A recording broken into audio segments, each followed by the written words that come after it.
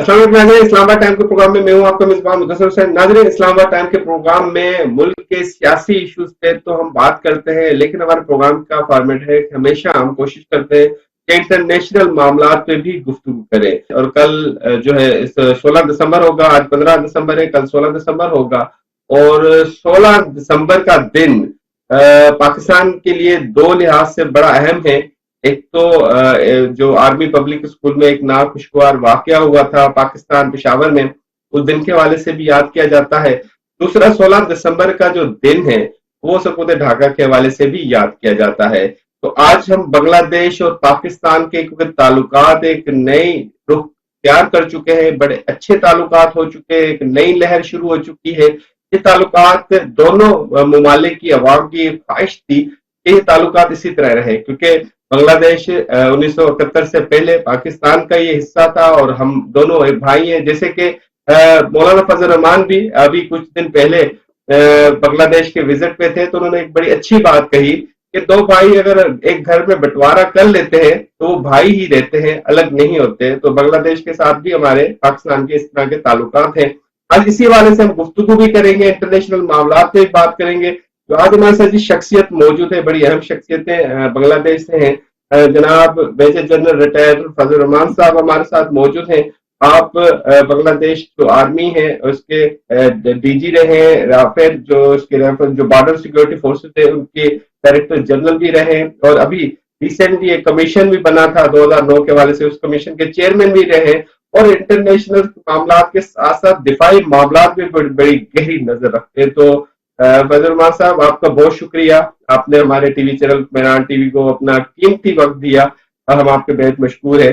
Programme था क्योंकि आगाज कल, क्योंकि 16 दिसंबर है, तो सकूत ढाका इस दिन को भी हम याद करते हैं। मैं चाहूंगा क्योंकि आपके पास तारीखी पस मंजर भी है, तो हमारे नाजरीन को वो हवाले से भी जरा बताएगा। क्योंकि नरेंद्र मोदी ने जब हसीना वाजिद साहिबा वजीर आजम थी, बांग्लादेश में आकर एक तकरीर की थी और उन्होंने कहा था कि जी बांग्लादेश को जो पाकिस्तान से अलग करवाया वो हमने करवाया और इसमें हमारी साजिश थी।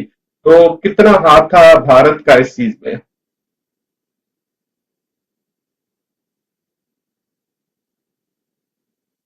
अस्सलाम वालेकुम मुदस्सिर साहब, बहुत बहुत शुक्रिया आपका कि आपका ये जो बहुत मशहूर चैनल है उसमें बात करने के लिए आप मुझे दावत दी है।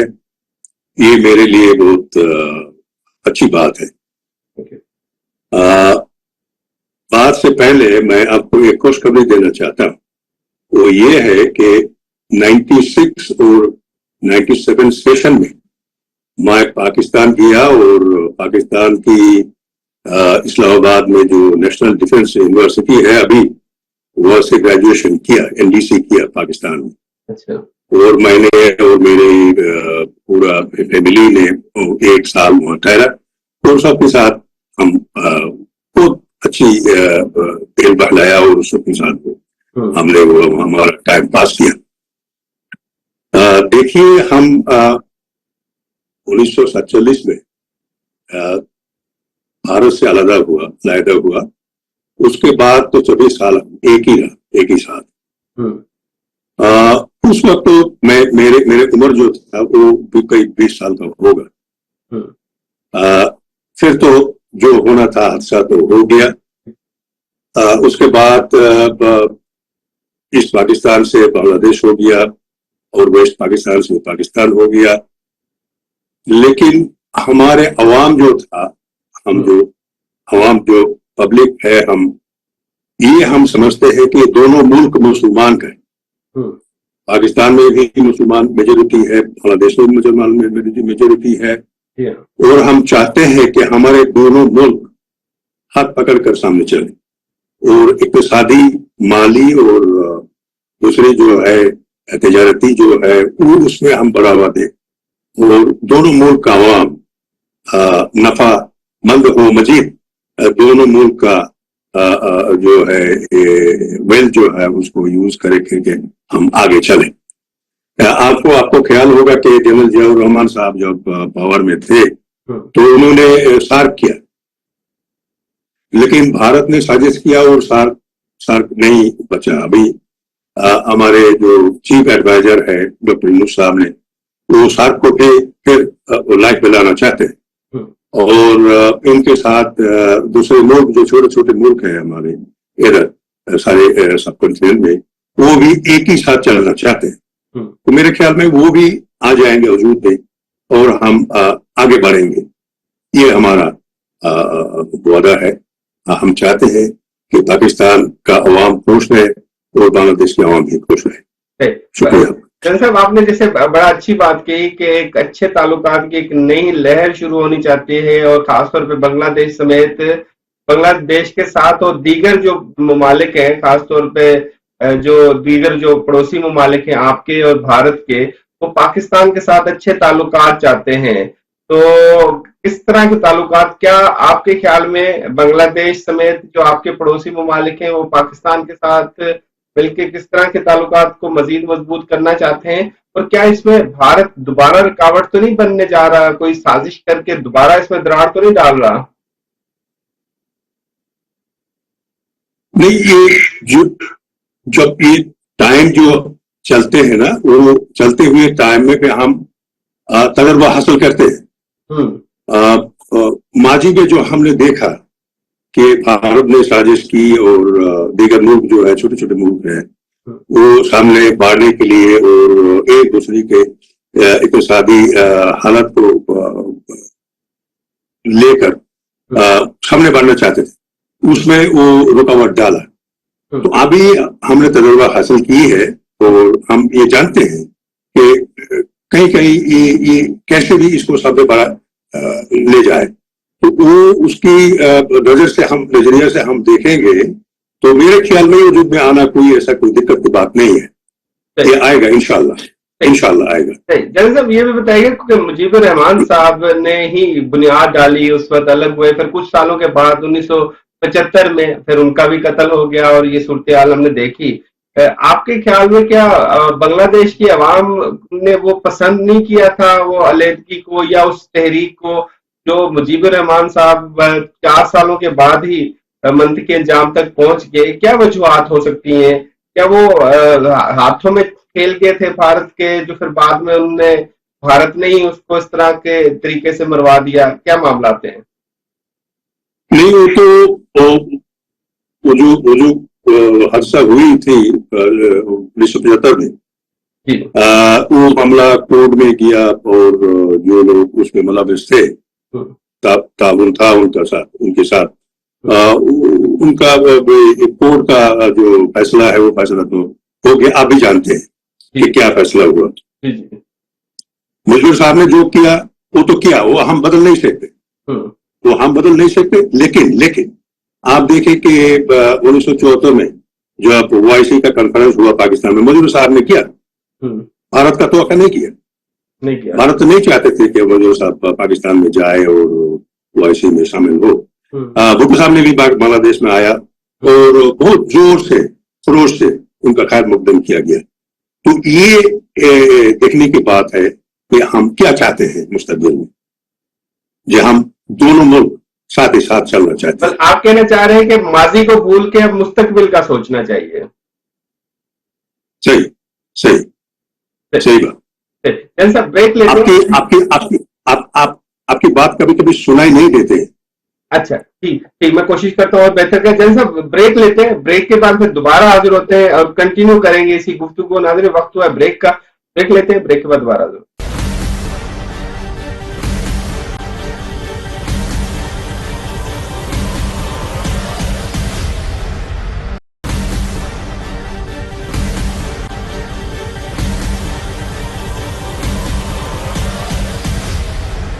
वेलकम बैक नाज़रीन, गुफ्तगू का सिलसिला जारी है और major general retired Faisal Rahman Bangladesh से हमारे साथ मौजूद हैं और डायरेक्टर जनरल रहे हैं बॉर्डर सिक्योरिटी फोर्स के बांग्लादेश के, और बड़े अहम दिफाई मामला पे गहरी नजर रखते हैं। और जन सब, क्योंकि आपने हम सबूत ढाका पे बात कर रहे थे और थोड़ी सी उस वक्त की जो मामला थे उस पर बात कर रहे थे, कंक्लूजन यही आया जैसे आपने कहा कि अब माजी को भूल के मुस्तकबिल में जाना चाहिए और मुस्तकबिल के बेहतर हालात देखने चाहिए। कुछ माह पहले आपने एक स्टेटमेंट दी थी, बड़ी अहम स्टेटमेंट थी, और पाकिस्तान की मीडिया में भी कोट हुई और इंडिया तो इसको कोट कर ही रहा था। आपने कहा कि जब पाकिस्तान के ऊपर भारत हमला कर रहा है और भारत को जवाब पाकिस्तान दे रहा है, तो 7 सिस्टर स्टेट्स जो बांग्लादेश के साथ जुड़ी हुई हैं, उस पर बांग्लादेश को भी हमला कर लेना चाहिए और उनको आजादी दिलानी चाहिए। ये आपकी स्टेटमेंट एक आई थी, क्योंकि आप बॉर्डर सिक्योरिटी के मामला को बड़ी गहरी नजर से देखते हैं। तो आपके ख्याल में बांग्लादेश के कौन कौन से इलाके आज भी भारत के जेर दस्ते हैं या उसके कब्जे में हैं, जिनको छुड़वाना चाहिए बांग्लादेश को? देखिए, पाकिस्तान के ऊपर जो भारत ने हमला किया वो तो 3 दिन का था ना, 3 दिन और 4 दिन का जो था, तो उसमें भारत का शिकस्त हुआ, हमने देखा है। ये पहलगाम में जो मुसाफिरों में ऊपर में हमला किया, वो हमारे ख्याल में तो यही आया कि ये भारत ने की है, ये अंदरूनी मामला है भारत का, भारत ने की है, ये इनसाइडर जॉब है भारत का, और उसका इल्जाम जो है पाकिस्तान ने ऊपर में डाला। हमने सोचा कि ऐसे ही अगर हो कि खुद ही किया इनसाइडर काम है, वो अपना वो जो लोग को अपनी खुद आदमी को अपने मारा था और पाकिस्तान के ऊपर इल्जाम डाला और लड़ाई किया। अगर पाकिस्तान हार जाए इसमें तो क्या होगा कि मुस्तकबिल में भारत बांग्लादेश को भी इल्जाम में ऐसे इल्जाम डालेगा बांग्लादेश के ऊपर में, और बोलेगा कि हिंदू का ऊपर तो ये बहुत तशद्दुद करते हैं, फिर भी बांग्लादेश में भी हमला कर सकता है।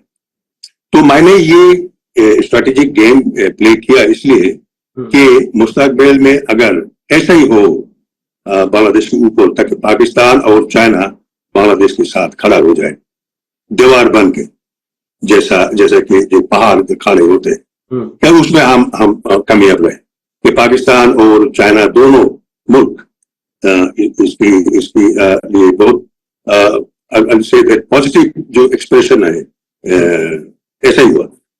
खूब खास करके पाकिस्तान में तो इसका बहुत आया है ना, पाकिस्तान में अवाम ने बात की है कि साहब ने जो कहा वो ठीक ही है। तो हम भी समझते हैं कि दोनों मुल्क ऐसा ही कोई बाहरी अंदरूनी जैसे भी हो, ऐसा हमला हो तो हम दोनों मुल्क को एक साथ खड़ा होना है, ऐसा ही करना है। ये हमारे एग्जिस्टेंस के लिए बहुत जरूरी है। आप जन साहब ये कहना चाह रहे हैं कि जैसे सऊदी अरब और पाकिस्तान के माबैन दिफाई मुआहिदा हुआ है, इस तरह का कोई दिफाई मुआहिदा बांग्लादेश और पाकिस्तान के माबैन भी होना चाहिए?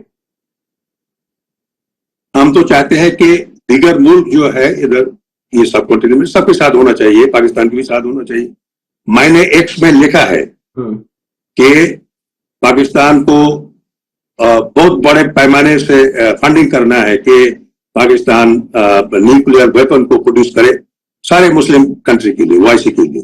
और ओआईसी का जो मैंडेट है अभी, वो नेटो की तरह इसको रिफॉर्म किया जाए। बांग्लादेश में ख्वाहिश रखता है कि वो भी न्यूक्लियर पावर बनना चाहता है, वो उसको भी सपोर्ट करनी चाहिए पाकिस्तान को, बांग्लादेश को भी न्यूक्लियर पावर बनने के। हाँ, जरूर हम ये चाहते हैं कि पाकिस्तान को अगर बड़े पैमाने से फंडिंग किया गया और न्यूक्लियर वेपन पाकिस्तान ने प्रोड्यूस किया और वो मुस्लिम कंट्री में उसको प्लेस किया, तो मुस्लिम कंट्री जो है दुनिया में तो बहुत ताकतवर बन जाएगा ना।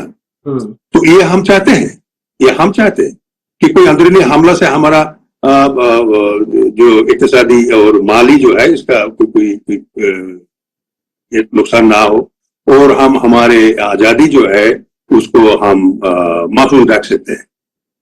आपके ख्याल में भारत का हमले का खदशा बांग्लादेश को भी रहता है हर वक्त? वो भारत बांग्लादेश के ऊपर भी हमले की कोशिशें करता रहता है ना?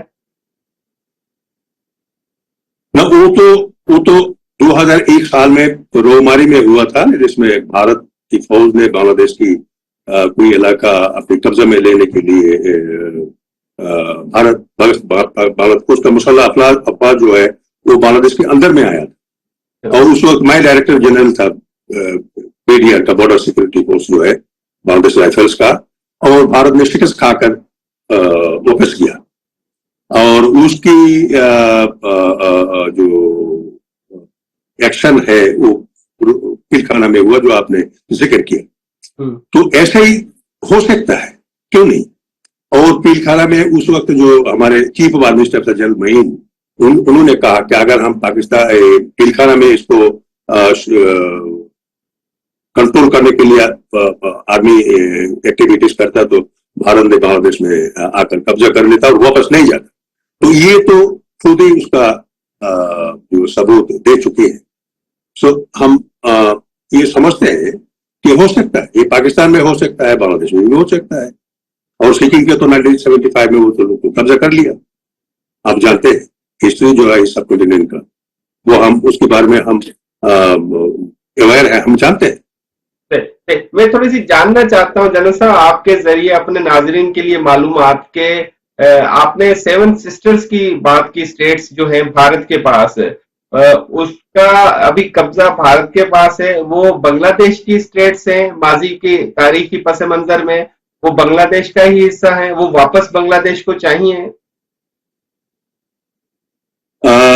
ये इसका हिस्ट्री जो है, ये ब्रिटिश भारत में जो बांग्ला था, बांग्ला जो था उसमें आसाम बांग्ला, और आसाम से ये 7 सिस्टर बना। तो ये तो बांग्ला का हिस्सा था पहले। और नवाबी बंगाल जो है हमारे थी उसकी, वो तो बंगाल, बिहार और उड़ीसा, ये तीनों ममालिक इसमें अभी जो स्टेट है ये तीन ही शामिल था। तो इसका ऊपर हिस्ट्रिकल क्लेम जो है, ये हिस्ट्री का जो नुमाइश हम देखते हैं तो उसमें ये है। लेकिन अभी तो ये भारत का हिस्सा है, लेकिन बांग्लादेश के ऊपर ये 7 सिस्टर जो है, बांग्लादेश क्लेम करता है जनरल साहब, बांग्लादेश क्लेम करता है कि हमारे, हम ऐसा क्लेम नहीं करते हैं। हम जो चाहते हैं कि बांग्लादेश के साथ 7 सिस्टर का जो है इक्तिसादी और तिजारती जो ताल्लुकात है ना, वो मजीद बढ़ जाए। अच्छा, तो मजीद बढ़, वो हम चाहते हैं। अच्छा, वो वापस नहीं चाहते बांग्लादेश के अंदर, वो उनकी स्टेट्स को वापस इनखला नहीं चाहते, जम नहीं होना चाहते नहीं। तो पहले अगर भारत हमारे साथ गुड नेबर कंट्री जो है, पड़ोसी जो है, अच्छा पड़ोसी की साथ ताल्लुक करे तो हम मान सकते हैं कि भारत में हो, लेकिन हमारे साथ उसके इक्तिसादी और तिजारती जो ताल्लुकात है वो मजीद बढ़ जाए मुस्तकबिल में, और एक ही साथ हम जिए के हमारा भी नफा हो, उन दोनों की, उन लोगों की भी हो। वहाँ का आदमी जो है वो दबाव में है अभी, ऐसा नहीं कि वो दबाव में नहीं। आप मणिपुर में देखते हैं वहाँ के क्या हो रही है। तो हम कंसर्न है कि जो 7 सिस्टर्स में अभी हो रही है तो होना नहीं चाहिए। हम अमान में रहना चाहते हैं सबके साथ, ये हमारा तकाजा है। जी जनरल साहब, ब्रेक लेते हैं, ब्रेक के बाद कंटिन्यू करेंगे गुफ्तगू। नाज़रीन, वक्त है ब्रेक का, ब्रेक लेते हैं, ब्रेक पर बात।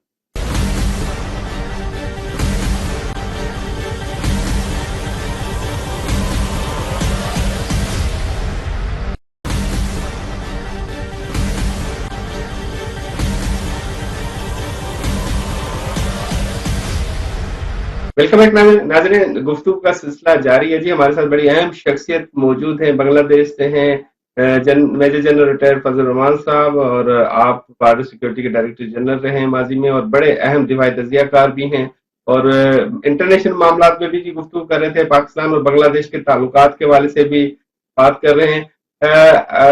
आपसे जानना चाहेंगे जनरल साहब, आपको पता होगा कि चीफ ऑफ स्टाफ जो थे अभी कुछ दिन पहले, 1-1.5 माह पहले, उन्होंने बांग्लादेश का दौरा किया, अखंड बांग्लादेश का एक नक्शा भी पेश किया था, गिफ्ट किया था यूसुफ ढाका साहब को।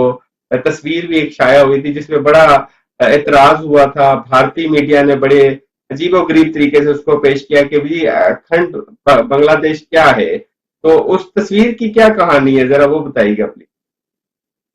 अभी ये क्वेश्चन जो है, ये सवाल जो है, इसको दोहराइए कि हम जी मैं ये जानना चाहता हूं कि अभी 1-1.5 माह पहले पाकिस्तान के चीफ ऑफ स्टाफ जो है ताहिर शमशाद साहब, उन्होंने विजिट किया था बांग्लादेश का।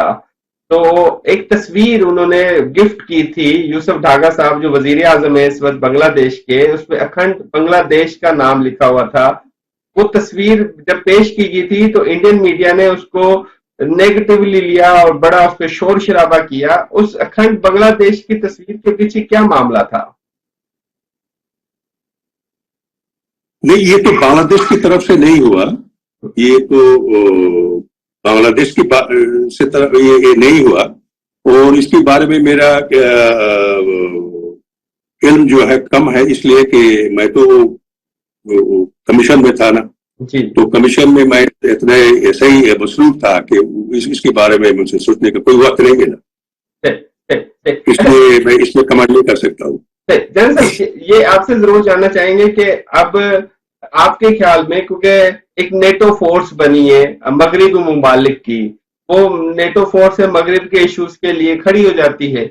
आपके ख्याल में जो 50 से ज्यादा मुसलमान मुल्क हैं, वो इस्लामिक फोर्स कोई बना के और इस तरह के इश्यूज के हल के लिए कोई किरदार अदा कर सकते हैं? कि कोई थ्रेड रहता है, बांग्लादेश को थ्रेड है भारत से, पाकिस्तान भी थ्रेड है, लेकिन पाकिस्तान ने भरपूर जवाब दिया, और दीगर इस्लामिक ममालिक को जैसे ईरान को इसराइल से थ्रेड है। तो इस्लामिक फोर्स बननी चाहिए आपके ख्याल में? ये जरूर बननी चाहिए। इस्लामी फौज जो वाईसी की ताहत में सारे दीगर मुल्क जो है मुसलमान, वाईसी जो है ना, उसका चार्टर जो है उसको चेंज करना है। ये नेटो जैसे है, नेटो की जैसा नेटो का है कि नेटो मुल्क का जो न्यूक्लियर वेपन है वो नेटो मुल्क में प्लेस हो सकता है। तो ऐसे ही एक रैपिड एक्शन फोर्स वाईसी की तहत होना चाहिए मुस्लिम कंट्री के लिए। कहा जाए भी कोई ऐसा हादसा हो तो वो जरूर वो जाए और डिप्लॉय हो जाए।